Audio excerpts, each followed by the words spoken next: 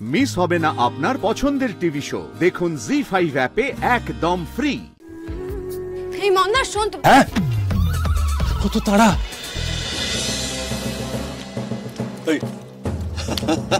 এখানে খাবার খেতে পারছে না। আমার এই অবস্থা করে তুমি খুব মজায় আছো তো শ্যামলী, কিন্তু তোমার জীবন আমি ছাড়খাড় করে দেব। অরুণাভ ভৌমিকের এই অবস্থা করার দাম তোমায় দিতে হবে, হবেই।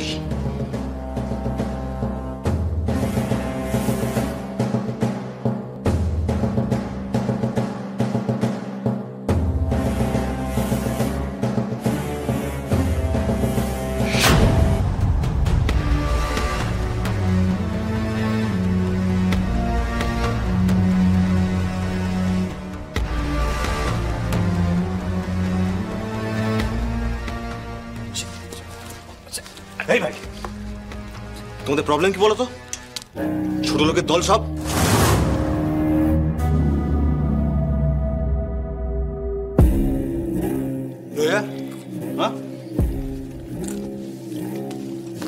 ছোট লোক? আমরা ছোট লোক? এই আমাদের ছোট লোক বলছে। ছোট লোকের দল।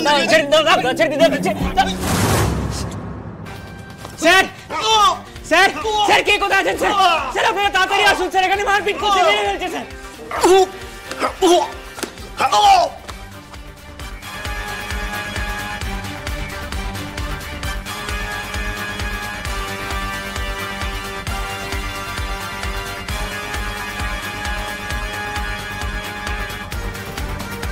এই এই এই এই কি হচ্ছে ওটা? এই কনস্টেবল ওদের ছাড়াও, তাড়াতাড়ি ছাড়াও।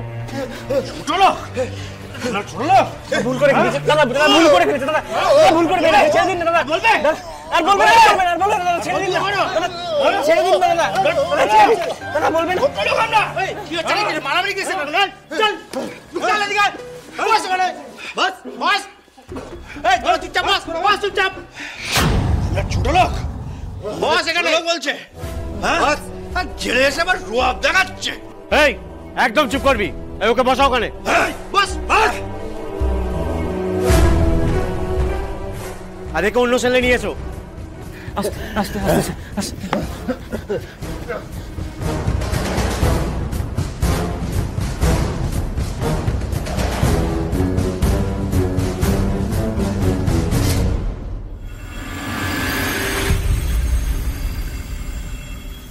এই মন্দার শোনো, তুমি না এখন একদম ওই মিশন ওই মিশন করবে না। হ্যাঁ, বাড়ির সিচুয়েশন একদম ঠিক নেই। ঠিক হলে তারপর দেখা যাবে। এমনিতেই সবার এত মুড অফ, তার মধ্যে বাই চান্স যদি আমরা কোনো কেস খেয়ে যাই না, খুব বাজে হবে ব্যাপারটা। হ্যাঁ কথাটা তো তুমি ঠিকই বলেছো।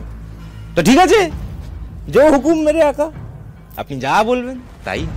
Thank you very much. আরে কি মন্দার, কি করছো? কেউ চলে আসবে। আরে আসলে আসবে, দেখলে দেখবে। কি দেখবে? একটু প্রেম তো করছি তাই না? আর প্রেম করা শরীরের জন্য খুব ভালো।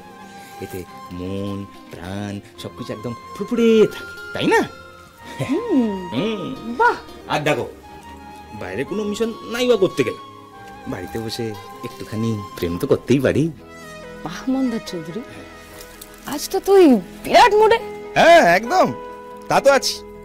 কারণ এত কাণ্ড কারখানার মাঝখানেও এই তোমার আমার ভালোবাসার মশলাটা কিন্তু বেড়ে গেছে তাই না? ওই এই সোনার দোকানের কেসটার পর থেকে। সে তো বেড়েইছে। আসলে কি বলতো, আমি না আগে ভাবতাম আমি বোধহয় একটা ওকম্মা ঢেকির সাথে প্রেম করি, কিন্তু না, তারপরে আমি বুঝলাম যতটা বোকাশোকা আমি তোমাকে ভাবি ততটা তুমি না। এলেম আছে ছেলের। আছেই তো, আছেই তো, এলেম তো আছে। এই মন্দার শোন তো। হ্যাঁ কত তাড়া। হ্যাঁ অনেক। তারাই গুনবি নাকি কাজকর্ম করতে হবে? মানে রোহিণী দিদি, তোমার ভাগ্য ভালো গো, এর পাগলামো তো তুমি দেখোনি, রাগ করে বাড়িতেই বসে আছে।